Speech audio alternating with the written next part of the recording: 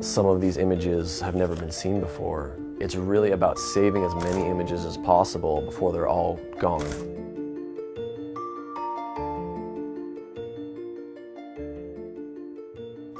I perceive all the images that I rescue as being historical. It doesn't matter if the role was shot in the 1990s. I see that as being a piece of history. This batch of film automatically has the weight of potentially having extreme historical value. Got roll 1, roll 6, this is roll 17, this is roll 23, and this one says Lucky Strike Beach, Boston Harbor. Start of train trip, roll of French funeral, 1947. This one was wrapped in some kind of a letter. I've always had a lonesome life, dreaming of success and love.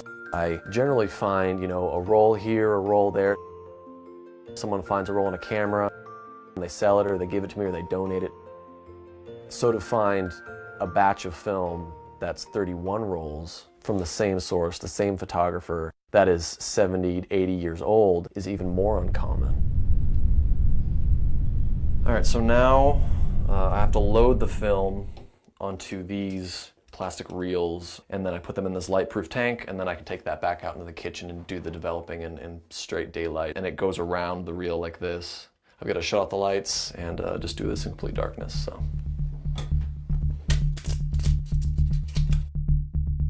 There are a few rolls that have what appear to be water damage. There's some rust on some of the spools, which tells me that it's been exposed to moisture, which is really not good. I get the most nervous while developing the very first batch because that will be an indicator of the types of images I'm going to get.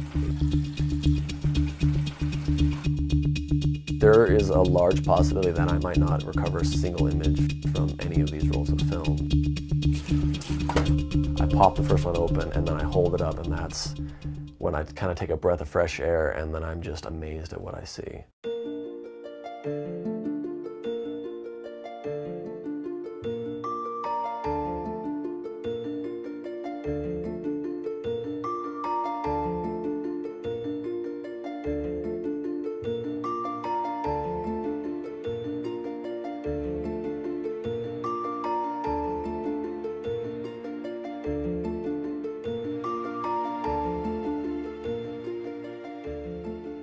What I'm noticing is that most of the images are wide landscape scene shots. The photographer seemed to be really interested in capturing moments that had kind of a large significance to multiple people. Groups of soldiers standing in harbors and waiting for trains and walking out of church.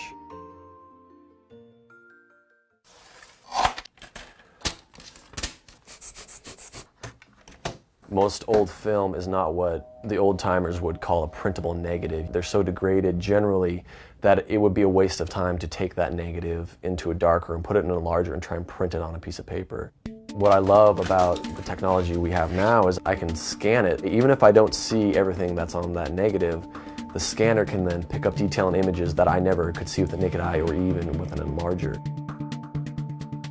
When I tell people kind of what I do and how much time I spend and money I spend on it, they don't quite get it. But then they start looking at some of the images that I found, and they are instantly hooked as well. I'm the very first person who has ever seen that picture.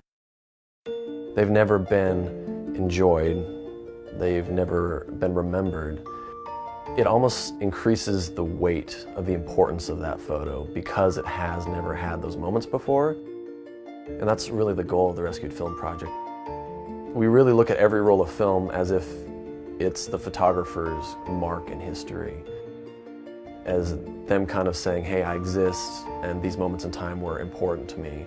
And even if the photographer's not around anymore to remember them, we want to reveal the images to the world because the moments in time that were captured on these forgotten rolls of film were important to someone at some point.